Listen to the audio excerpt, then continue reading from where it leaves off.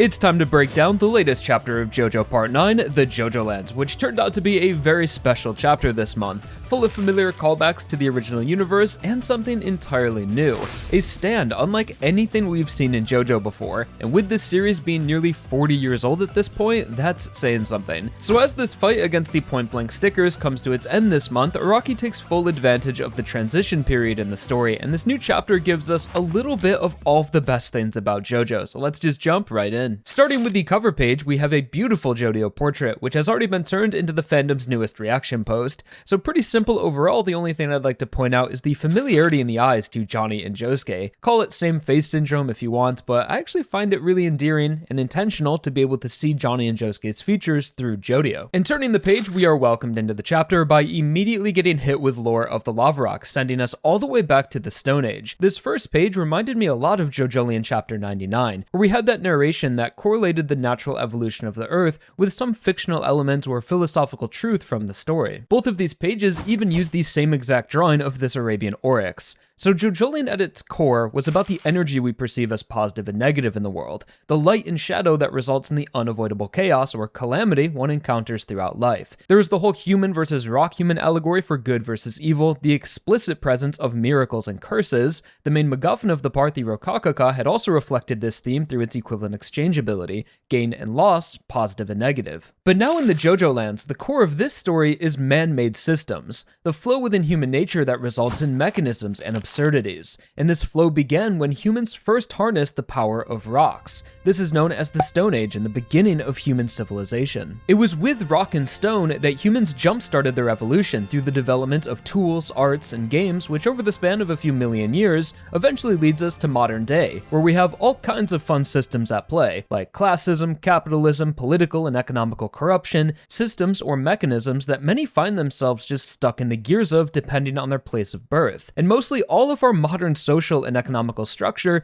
is built upon the simple fact that humans harness the power of rocks, leading to computing power, natural resources, GTA 6, and even the ink used to draw pages of manga. So us as humans have an intrinsic evolutionary link with nature that affects our systems and our way of thinking and behaving, and it's nature which is ultimately the source of the flow we created, which is the core philosophy found within the JoJoLands. It's literally the part's name. JoJo is people, lands is nature.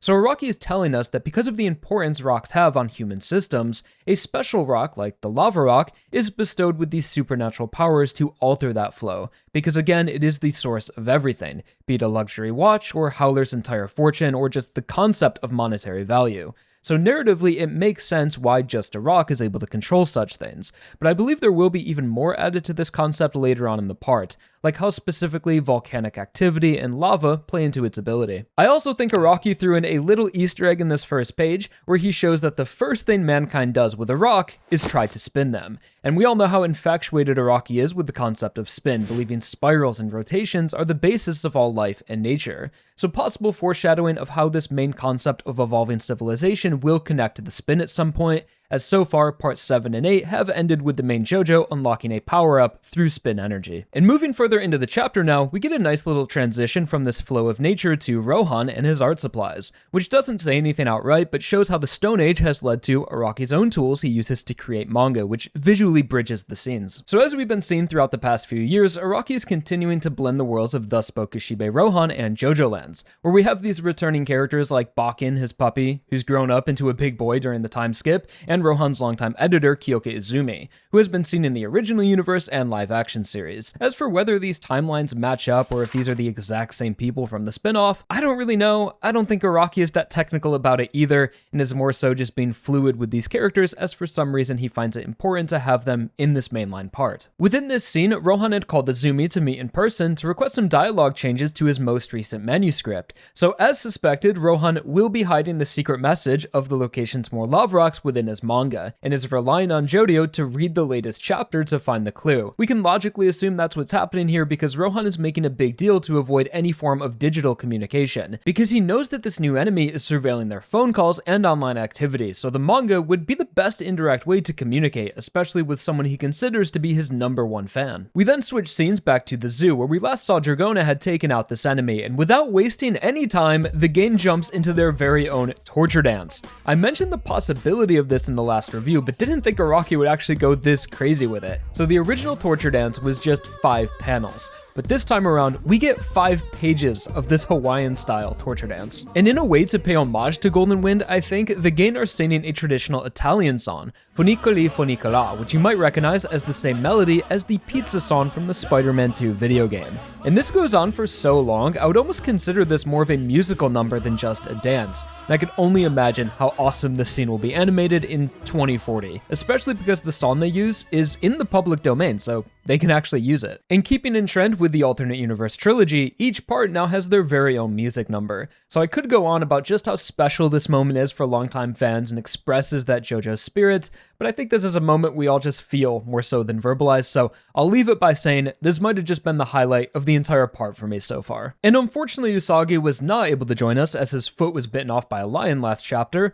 although despite his recent hardships, he is finally reunited with his mother, while his sister Tori had already been taken away in an ambulance and is headed for Diamond Head, which is a state monument volcano just south of Honolulu, so that is potentially the next landmark we are heading to. So the torture dance was a very successful intimidation tactic, and the middle part of this chapter is mainly dialogue from Mundra, which is the name of this enemy stand user, who is telling us everything he knows and why he was attacking us. And in theme with the previous minor villains, Mundra is also named after a seaside city, this one in India. So this guy is simply a low-level goon that was recruited by an unknown party who are desperately searching for a lava rock, and somehow knew about Mundra's stand ability while he was serving time in prison. Definitely sounds like some Stone Ocean vibes. So this new unknown person was able to have Mundra released due to a plea deal, and under the condition, of course, that he helped them search for a lava rock. The crew recognized that this person must be a part of the American judicial system if they were able to cut a plea deal. And this should point to the previous villain Key West, who was a lawyer. So it could be that during the time skip, Howler was recuperating and planning a new strategy to attack, and this was his first move,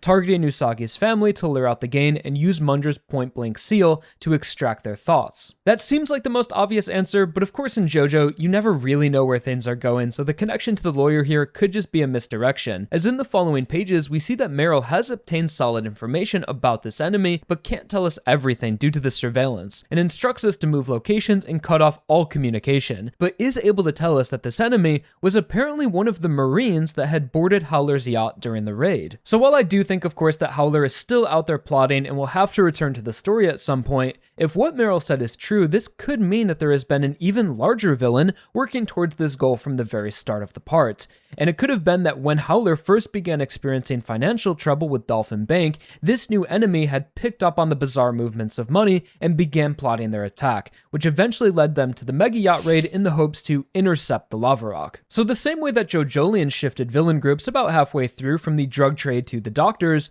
it was also presented that these new enemies have actually been in the background the whole time, watching and waiting, so similar vibes here. And remember back when this raid was happening, it was specifically mentioned that the raid was ordered directly from the President of the United States, and from what we know about the American government is that they are fully aware of supernatural phenomena and seek out these powers to ensure the prosperity of the country. This all began in Steel Ball Run with Funny Valentine, and to our knowledge the US is still in possession of the Holy Corpse. So it kind of makes sense for this new group to be some sort of government sector very interested in obtaining this power, especially considering their surveillance capabilities. So maybe we're going to do the Steel Ball Run thing again and fight some president stand user, but this time in modern day. And coming back to the chapter now, after hearing from Meryl, the gang quickly split out from the zoo and mercifully leave Mundra alive, with Jodio even expressing some empathy towards his situation, even though he killed a bunch of people, and the two go their separate ways. And that brings us to the final pages here, where we have the true star of this chapter, a brand new enemy stand that has so much aura it managed to outshine even the alternate universe torture dance, and has completely taken over the fandom. These twin rods of pure light that came down from the sky and combined and warped into the vague shape of a person with their hands in their pockets, earning it the tentative name John Rod, and when in direct contact can transfer these small bulbs that begin popping out of the stand onto someone's flesh, creating dozens of these small wounds that instantly tear them in half. making this a perfect assassination type stand, being covert with one-shot potential. It even seems to have this mesmerizing effect, as when it was transforming, Mundra looked paralyzed, and even after ripping him in half, he could only admire its beauty. So based on how John Rod operated, I would guess it's a long-range remote type stand being used to tie up any loose ends pertaining to their ultimate goal of the lava rock.